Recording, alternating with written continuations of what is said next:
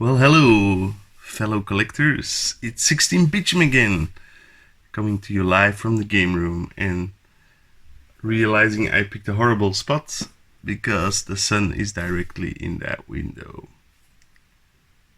So, as you know, I was a bit tired of doing pickup videos, so I didn't do a lot of them during a couple of weeks, which was nice. It was a nice break, a break of things.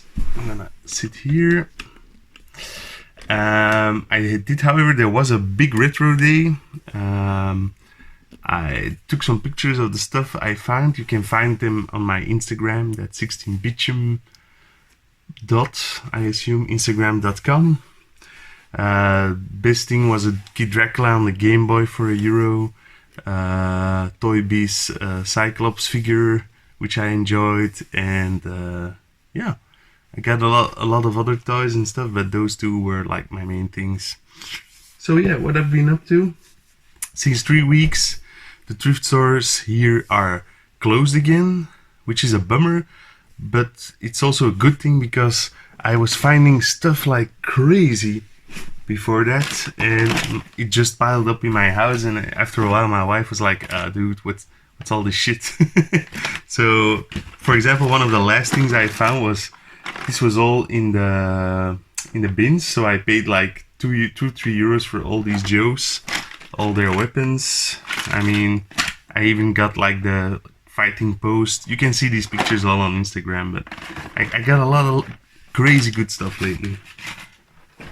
So, record store day, Julian picked up for me that New Order album. I don't know if you saw that, but I also ordered from Limited Run some soundtracks for video games.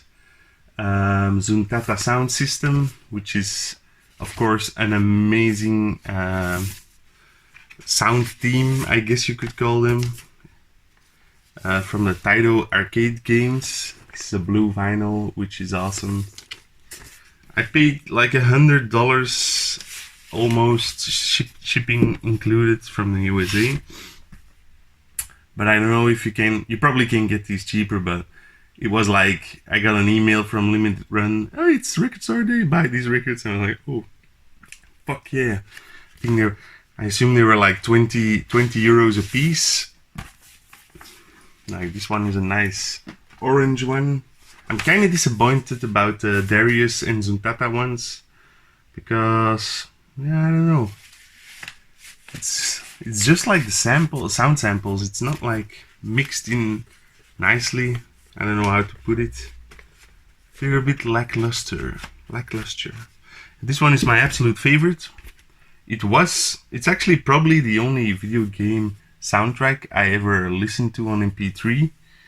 Back in like 2006, I downloaded it from God knows where and listened to it all the time. Love this soundtrack. It's a soundtrack to VIP Ribbon, an amazing video game, but an even better soundtrack. It's a completely white record, which kind of puts me off. I don't know why. You don't actually see the threads in the record, so it just looks like an even record. It's strange. It's strange, y'all. And then a couple of weeks ago, already during the second big lockdown, because everything is closed here, I picked this up at a thrift. You know that vehicle. But I didn't have a Mad Balls figure, so I bought one super cheap from a guy. I think I paid €5 for the figure, but his head won't stay on because there's like a tab broken off.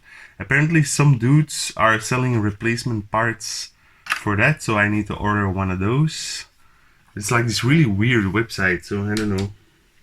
And he also had a stone protector, which I mean, it's crazy, but I love these troll figures. Yeah. I don't know what I can tell you. I'm an insane. And then I was following this guy already on eBay, but then I saw he's a local guy, so also from Belgium. I think he lives in Brussels. And then I saw he was posting the same games on Facebook, like €10 cheaper, because his prices weren't, I mean, they weren't exuberant, but they were just like the standard eBay prices. And then I messaged him in my best French and said, "Hey, dude, I want these 3 games. Can you give me a little deal here?" And so yeah, he said, "Well, I'll take." I think in total he took like 20 euros off of the totals, which made this game free, because he was asking 20 for Ghostblade, which is an awesome shmup, actually, one of the better ones from the modern homebrew scene, I personally find. I have the HD version on my Wii U, but this is like the Dreamcast version. I think it was originally a Dreamcast game and later got ported to every platform known to man. But it's in a PAL repro case. This is made by Josh Prott. I don't know who came up with that name, but that's a horrible name. And they release a lot of stuff, not always the greatest stuff. Like now they have these like really cheap looking PC ports incoming. I don't know what they're up to, but they make a lot of great games. Like, for example, I bought Magic Pockets from them. What else did I get? I actually have a lot of Josh Prott products. The only sad thing is like their Neo Geo cartridge, they're asking 400 euros a piece for that, which is insane. Because there's one game I actually really want from them, but I ain't paying 400 euros for a video game. So initially he was asking 60 on this one. Well, let's just say I got the Ghostblade free and this was 60. This is Trigger Heart Eclexica on the Dreamcast. I hated that those later games came in a DVD case. I believe this is the last shooter, or maybe it was Trizeal, another one, like one of those from the Trizeal company. I don't remember, but it's definitely one of the last games because it was released in 2007, and we all know like the Dreamcast actually died in 2002. But in Japan, some awesome companies like SNK, a lot of these arcade ports kept on being released by smaller independent companies. And last but certainly not least, this was the major hunk cost-wise of the deal. This one he asked 130 on, which is about what it goes for, but I got a little discount, and it already came in this awesome shock box. And it also came with like the mini marquee, the information sheet, and like the instruction manuals, how to change your dip settings. So that's pretty sweet. Also, wait 1 second, because the game is actually in my Neo Geo. Bloop. I got cartridge 123, which is pretty nice. So this is the 123 cartridge. I actually don't know if this is USA numbering only, or does it also include the Japanese versions. But it's like a really strange shooter. It kind of feels like not a homebrew, but definitely nothing that should be released in 1999. I mean, it feels much earlier, so I don't know what was up with that. But damn, is this video gonna be awful quality wise? I guess it is. Guys. So yeah, now let's get to what's up with this. What's up with this light? Sorry. So let's get. Oh, come on! I need to keep my hands up for the light to be great. Okay. Let's flip the camera around and show you my last pickup of this week, which is also pretty sweet. Oh my god, it's too big, it doesn't fit on the camera. So I picked up another PVM. Yes, I'm using this PVM as a stand for that PVM. It's a really old PVM, it's from the 80s. Which makes it only better. No, it just means it's older, so it's likely more prone to die. But it was really cheap. A buddy of mine forwarded the the Facebook. Well, it was not. It was on secondhand.be, and the guy was only asking 30 euros for it. So my friend was being cheap, and he offered him 20, and I said, well, I'm gonna just offer him 30. The guy said, well, it's already taken, like after half an hour. So I said, bummer. But then later that evening, he posted back to me, yeah, the first buyer isn't going to show up. He had second thoughts. And I said, sure, because I said I can come tonight. My wife was pretty pissed. But anyways, it was like a 20 minutes drive, so really close by for me. Yeah. So I hooked up my PC Engine through RGB, because with that RGB board, that's actually a really easy system to hook up. As you can see, I still need to like configure the colors a little bit, but otherwise I will tone down the oh that looks better for you guys. Fuck. Well, yeah, it's R-Type on a. I should have taken out a game that has like a running demo,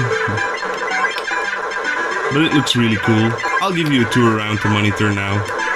Turn on the volume a bit. It is really old, but it is really cool. And now I have two of these big 20-inch PVMs, so I can put one regularly and one in tape mode. And these are actually the ones I'm using right now. This one is like a 17-inch, that one is a 14-inch. I like the 17-inch, the size is perfect, but the 14-inch is like a bit too small for gaming. So yeah. So this is like not a standard, like modern looking, well, modern, what am I saying? Like 90s looking PVM. It's from the 80s, so it kind of looks more like a PC. Sorry guys. Whoops. Sorry. Okay, now I'm back here. So it looks more like a PC monitor than a regular monitor, but it also has a lot more inputs on the back. Like it has this digital, I believe that's a digital RGB port. So for like early 80s computers. And this type of port, I don't remember, but it's also, I believe it's also RGB. Currently, I've hooked up my game to the, I've hooked up my game, my PC Engine with like this RGB board out that has like direct coax cable out, not coax, but kinch cable out. So it's very easy to hook up here. I will put the termination back on, otherwise it won't be terminated. So yeah, this is pretty sweet monitor. I don't know if there's a building date on the back here. Not seeing one directly, but you know, it's early 80s or late 80s. It's pretty sweet, and for 30 euros and a 20 minutes drive, I can't complain. So I don't think I showed this already. I made like a second cupboard in the game room. Damn, it's so small here that it's difficult to film. And I put some Lego tape on it so I can put some Lego dudes on it, which is nice. Ugh, I already broken that dude down. And it's double-sided. So I have like games on one side and games on the other side. Still not filled up yet. I'm still rearranging the game room.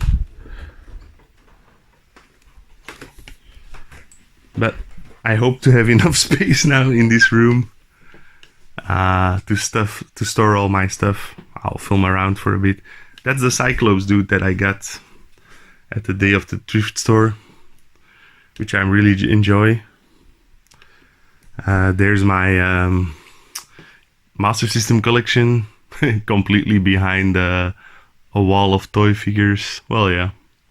What you gonna do about it? Those are my PS2 and PS1 games. I try to be really selective about what I keep, but as you can see, it's nigh impossible. My loose SNES games, those are... I'm planning to put all my boxed SNES games on top of that. Yeah, I still need to do some rearranging. Like, the problem is I always start out and then I find a game and I start playing that game, and then before you know it, my free time is over, of course. This is the other side of the game room.